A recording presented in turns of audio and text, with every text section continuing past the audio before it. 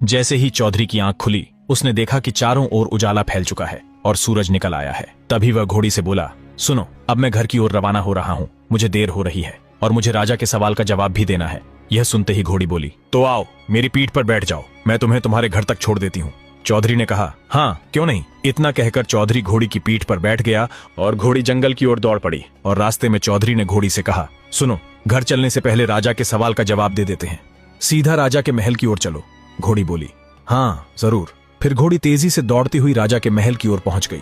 महल के पास पहुंचते ही चौधरी घोड़ी से उतर गया और घोड़ी से बोला, ठहरो, मैं अभी आता हूँ, पहले राजा को उनके सवाल का जवाब देकर आता हूँ। घोड़ी ने शांत स्वर में कहा, ठीक है, मैं यहीं इंतजार कर रही हूँ।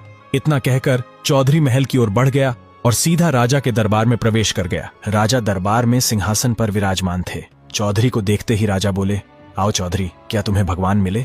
क्या उन्होंने मेरे सवाल का जवाब दिया कि मेरे पुत्र की प्राप्ति क्यों नहीं हो रही? चौधरी ने सम्मान से सिर झुकाकर कहा, हाँ महाराज, मुझे भगवान मिल गए और उन्होंने आपके सवाल का जवाब भी दे दिया है कि आपको पुत्र प्राप्ति क्यों नहीं हो रही। राजा व्याकुल होकर बोले, चौधरी जल्दी बताओ, भगवान ने क्या कहा? मेरे पुत्र न होने का रहस्य क्या है? चौधरी ने कहा, महाराज, भगवान ने बताया है कि आपके पूर्वजों, आपके दादा परदादा ने ब्राह्मणों को दान में भूमि दी थी, लेकिन आपने वही भूमि उनसे वापस छीन ली। उसी अन्याय के कारण ब्राह्मणों का श्राप आप पर लगा है और उसी श्राप के कारण आपको पुत्र प्राप्ति नहीं हो रही। फिर चौधरी आगे बोला, यदि आप वह भूमि फिर से उनके नाम करवा दें या पुनः उन्हें दान में लौटा दें तो उसी दिन से आपकी रानी गर्भ धारण कर लेगी।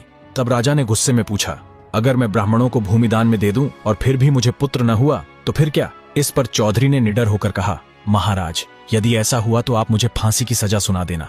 मैं अगले 9 महीने तक आपके दरबार में गुलामी करूंगा, आप जो कहेंगे वही करूंगा, कोई शिकायत नहीं होगी। उसके बाद उसी दिन राजा महल की सबसे ऊपरी छत पर पहुंचे और ऊंची आवाज में घोषणा कर दी, सुनो, जिन ब्राह्मणों की भूमि मेरे पूर्वजों ने दान में दी थी और जिसे मैंने उनसे वापस छीन लिया था, मैं आज उसी भूमि को वापस लौटा रहा हूँ। जो जो भूमि तुम लोगों की थी उस पर फिर से अपना अधिकार कर लो। आज से वह भूमि पुनः तुम्हारी है। राजा की यह घोषणा सुनकर पूरा राज्य हिल उठा। आगे क्या हुआ, यह जानने के लिए चैनल को सब्सक्राइब कर कमेंट में नेक्स्ट पार्ट जरूर लिखें।